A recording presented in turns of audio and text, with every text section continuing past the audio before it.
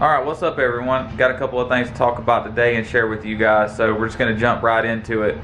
So first off, my lighting situation here in the garage is fixed. I'll show you guys that. So obviously it's a super nice day today, so I got the garage up. But I did go ahead and buy some LED lights off Amazon. These things are super bright, and lighting is not an issue in the garage anymore. So no one can complain about that. And I'm pretty happy I did it myself, so that's good. Alright, so got the short block, or the engine block, back from the machine shop, and I kind of been chugging away at working on this thing, and I've got the short block together right here under the bag. So there it is.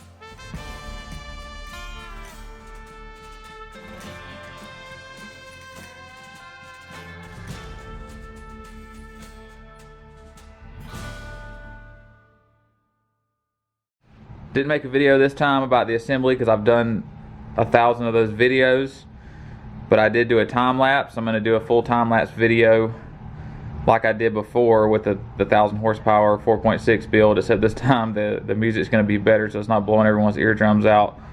And I'm going to try and do some rock music because I know you guys are always complaining about my techno music I put in there, so I'll make it a little bit more rock type music in there. Anyways, this thing's together.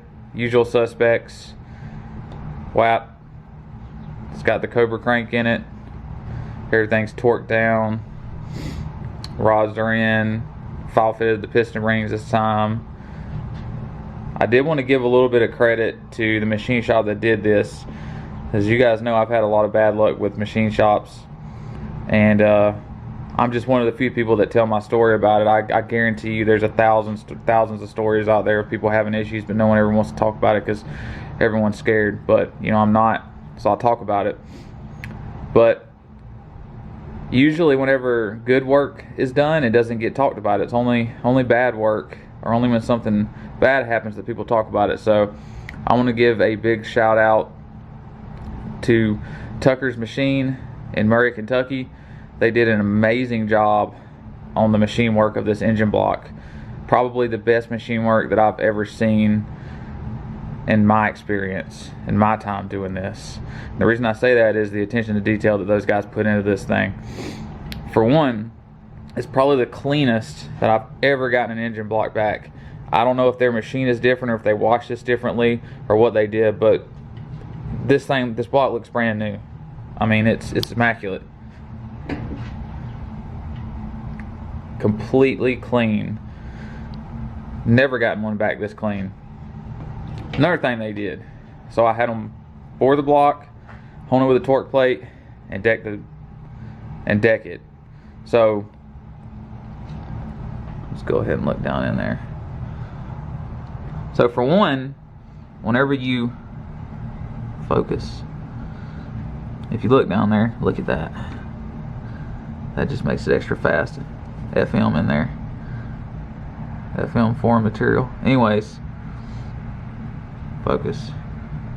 Alright, so whenever you bore a block down at the bottom of the cylinder, you get some sharp edges and stuff down there. They deburred that. They basically deburred all the sharp edges on this block to include, let me flip this over real quick. So they deburred all the sharp edges. Whenever you deck a block, it gets a bunch of sharp edges on the sides. They deburred that.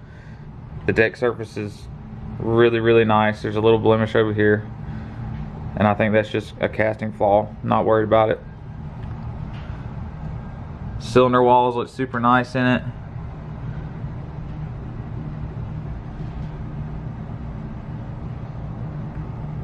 super clean. So I'm extremely happy with how that turned out. So Tucker's Machine in Murray, Kentucky, probably the best machine shop that I have ever used.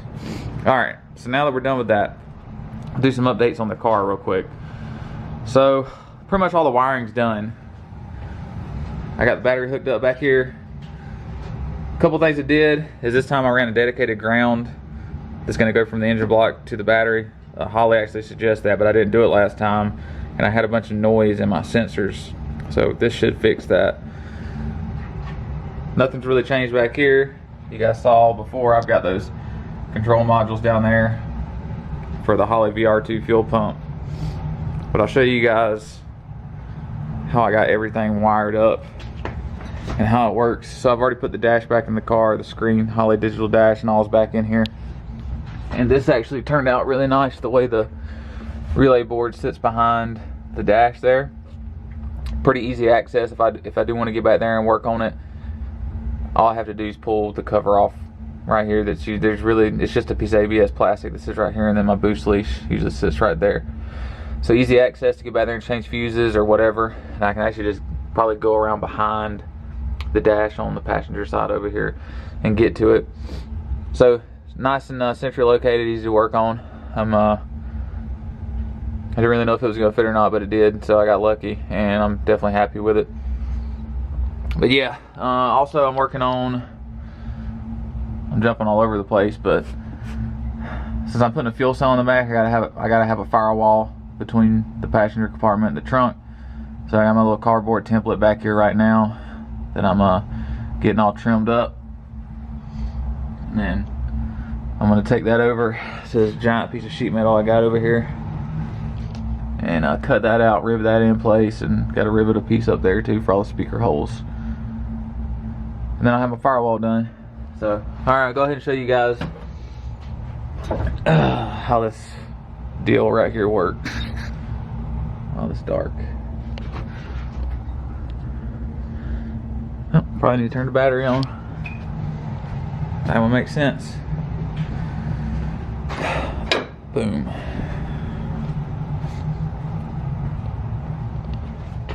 Alright, here we go. Yeah, all the switches labeled up here, and then hit the ignition. Holly comes on.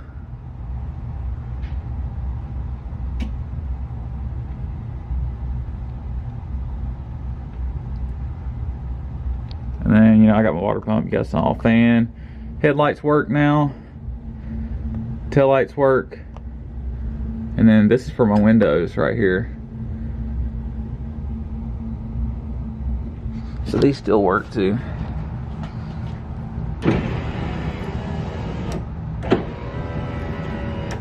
Those work, and then I gotta go over and do the other one manually. I don't have the two switches tied together anymore, but those work.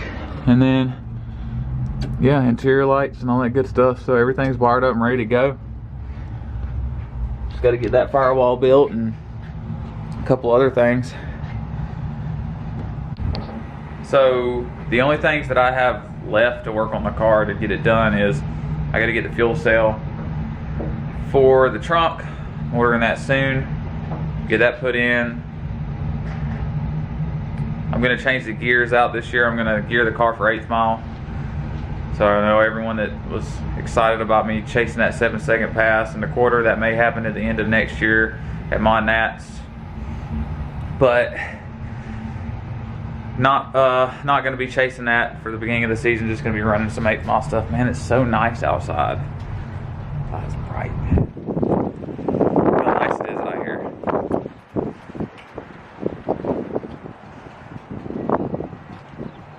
Alright, that's going to end it for this video, guys. I'll see y'all in the next one.